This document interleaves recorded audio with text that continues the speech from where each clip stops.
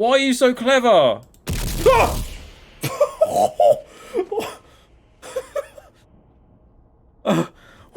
Okay. Not much in the way of multimedia springs to mind when you mix the ingredients horror and Christmas together. For movies, we get Krampus and The Nightmare Before Christmas. But for video games, not really anything comes to mind at all. That is where this game comes in, to fill that empty void that we also desperately need over our jolly Christmas period. This psychological horror walking simulator attempts to put you on the edge of your seat in a festive setting, while you take control of graduate student Dima, whose family has recently moved into a new apartment in the last few weeks. Due to financial difficulties, Dima's parents had to sell their previous home and move into this new apartment, which turns out to be haunted by evil elves. Does this horror game carry a worthy experience? You're about to find out as I share with you my first impressions and review of this game, September 7th.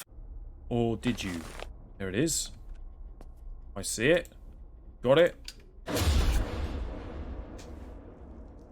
Where did that come from? Just like with practically all walking simulator horror games, they all draw heavy inspiration from Kojima's classic PT, and that inspiration is evident here too. You'll have to solve small puzzles like finding codes to unlock padlocks and search for items like bolt cutters and look through wardrobes and stuff like that, just so that you can use them later on in the game. But about 15 to 20 minutes in, you'll find a checklist that you have to complete, literally sitting on your fridge door.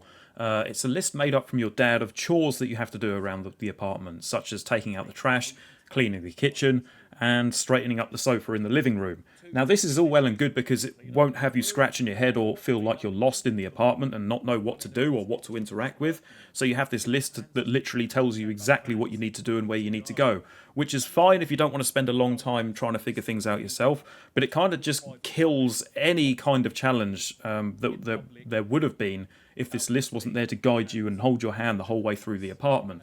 Again, I'm not saying it's a terrible thing, but if you wanted the challenge and you wanted to figure out everything yourself, this might leave you feeling a little bit let down. For the most part, you will be walking around the entirety of your apartment, but there are small sections of the game that allow you to actually walk outside. You might not be doing that for very long. You'll have to take out the trash and throw things in the dumpster and stuff like that. But it is nice to actually get a different kind of scenery in the background from these games, you know. For the most part, these games, you will have to just walk around one building and several rooms from within that building and never usually go outside. So it was a nice change of pace to be able to actually go outside and look around in the dark streets in which you live. And you also do get to go into your neighbour's apartment too.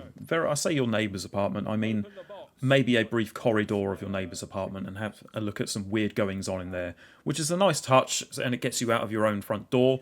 I just wish you could have seen a bit more of that in this game because the game is very short, as I said earlier. It will take about between 30 to 45 minutes to play through it just your first time, and there doesn't seem to be a lot of reason to replay it after. So if you're looking for a real quick experience, horror experience, then this is quite a good idea because it's not very expensive on Steam, but at the same time it doesn't really give you a lot of replay value once you complete it for the first time, which is slightly disappointing. At the time of this recording, without any sale on at Steam, it comes to just under £6, so can't really argue at the price there because it is very cheap, but again, you don't get a lot of game time with it. As you're manoeuvring around your apartment doing chores on your dad's chore list, you'll get haunted by these evil elf beings, which, this is just my opinion, although I like the Christmas setting, I don't mind that at all, to be honest with you. It's quite a nice change of pace because we don't see it a lot in these kind of games. Evil elves, I just couldn't really take that very seriously.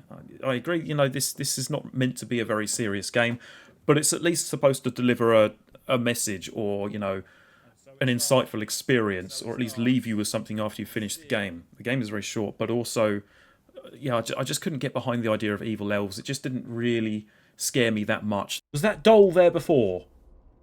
Looking at us like that? I don't know. There are certainly jump scares in the game. Not many, it would say, but there are a few jump scares in the game that will keep you jumping out of your shoes for sure. There are occasions in which that did that to me during the stream that I played this on, but there are not many, and overall I just thought that Evil Elves wasn't a brilliant way to scare people.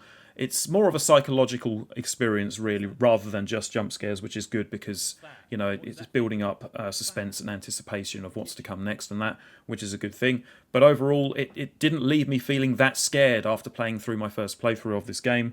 Slightly disappointing on the one hand, but on the other hand, I don't do very well with horror games and do get scared quite easily, so I was a little bit relieved not to have any nightmares that night.